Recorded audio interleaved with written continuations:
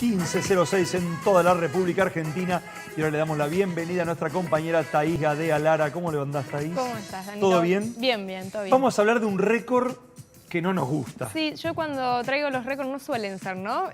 De los mejores o de los más positivos. Y en este caso te diría que con varias cifras que han batido récord. ¿Y por qué? Porque el viernes se dio a conocer el reporte del Servicio de Cambio Climático Copernicus de la Unión Europea, en donde dio cifras tanto de lo que pasó en la Unión en Europa, pero también de lo que pasó a nivel mundial. Y esto es, ¿no?, lo que más nos interesa ahora. ¿Y qué fue lo que estableció el servicio de Copernicus? Que bueno, efectivamente 2020 fue el año más cálido registrado en la historia, igualando al 2016 como el año más cálido. Es decir, hasta el momento, ¿no?, hasta lo que se tenían registros, 2016 era el año el cual venía batiendo récords, y finalmente con esto se confirmó que el año que acaba de finalizar lo iguala al 2016 como el año más cálido desde que se tienen registros. Esto siempre es importante de marcarlo, ¿no?, en la comunicación,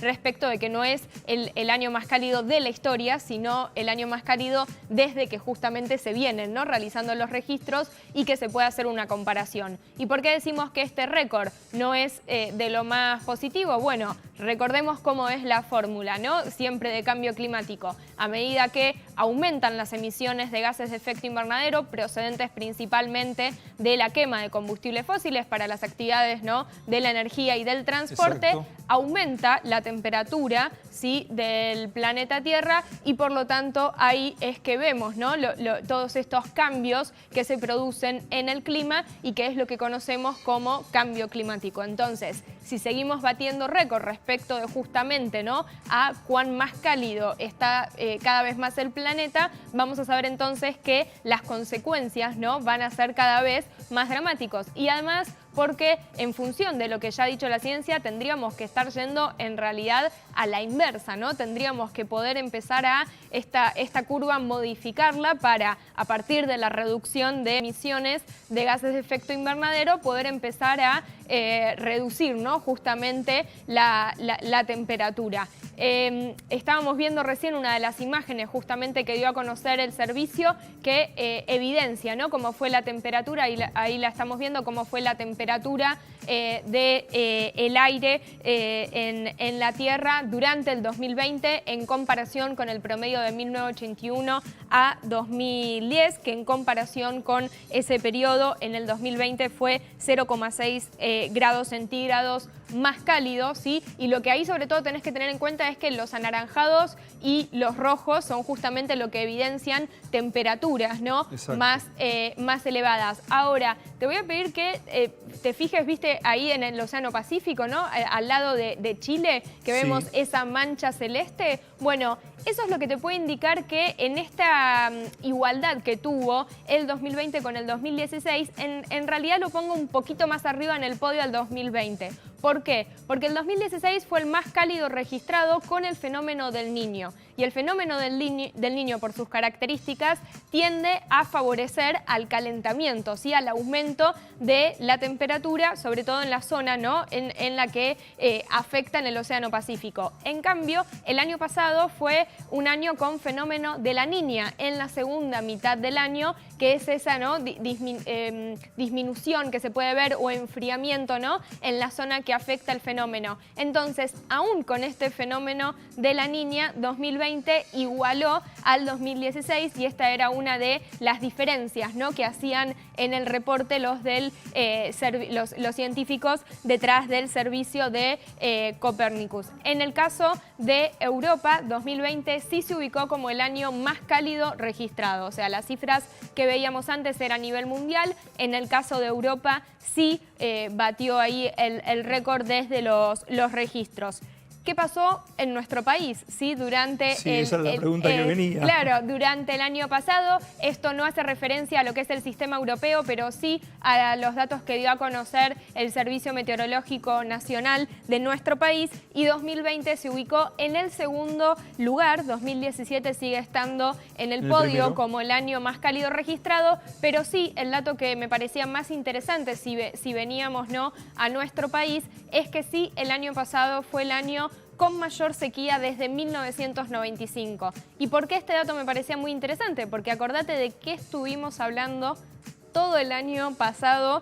Todo el principio de año tremendo que hubo con nuestros incendios y demás. Exacto. ¿Y por qué esto? ¿Porque la sequía produce directamente el incendio? No. Recordemos que la sequía, ¿no?, favorece, intensifica estos incendios que en su mayoría eran provocados, ¿no?, intencionalmente. Entonces, a mayores condiciones de sequía, ante la falta de precipitaciones, es más fácil la propagación del incendio y por lo tanto también es más difícil contener las llamas. Y esto es algo a lo cual en las proyecciones y en las estimaciones que ya se tienen y que ya han realizado científicos, es algo que en nuestro país va a haber que tenerlo en cuenta, sobre todo ante, por un lado, incendios que son provocados intencionalmente y condiciones cada vez más secas en algunas de las provincias del país en donde hay que tomar, ¿no?, medidas entonces de adaptación a lo que ya se está previendo que va a ocurrir.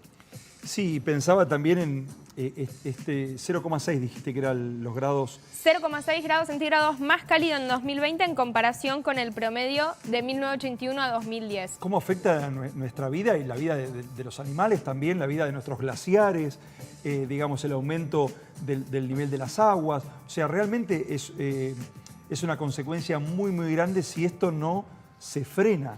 Digamos, Sí. Tanto estamos hablando de cumbres y de acuerdos y de determinadas cosas que los gobiernos deben hacerse cargo. Esto es ya, no es pensando ya en 20, 30, 40 años. Es ya lo que estamos viviendo. Sí, y de hecho es muy interesante lo que vos mencionás respecto, ¿no?, de esto, de que la acción tiene que ser ahora, y en este ahora no a nivel discurso, porque también, viste, es muy común que los políticos, la acción es ahora. Yo me cansé de escuchar en los últimos años y llegamos, ¿no?, al 2021. ¿Y por qué? Porque con estas cifras terminó lo que fue la década más cálida de la historia, es decir, 2011 a 2020 fue la década más cálida registrada.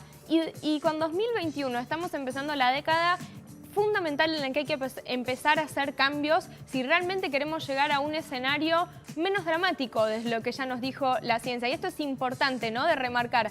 Recordemos, Dani, que el Acuerdo de París, y es hacia lo cual Exacto, todos los países debieran, ¿no?, atender en la acción climática, tiene dos objetivos, ¿no? El objetivo más ambicioso es el de limitar el calentamiento global por debajo del 1,5 grados en comparación, ¿no?, con los niveles preindustriales. Hoy estamos por encima ya del grado, ¿sí?, en cuanto al aumento. Entonces, si queremos realmente llegar a ese objetivo, es en estos próximos 10 años que se tienen que hacer los cambios drásticos. Y por cambios drásticos es disminuir las emisiones de gases de efecto invernadero. Exacto. Y eso implica entonces dejar de explotar, ¿no?, combustibles fósiles, o sea, modificar toda la matriz energética hacia fuentes renovables, modificar también hacia movilidad, ¿no?, más sustentable, cambiar los modos de producción en la agricultura y la ganadería. O sea, y algo interesante,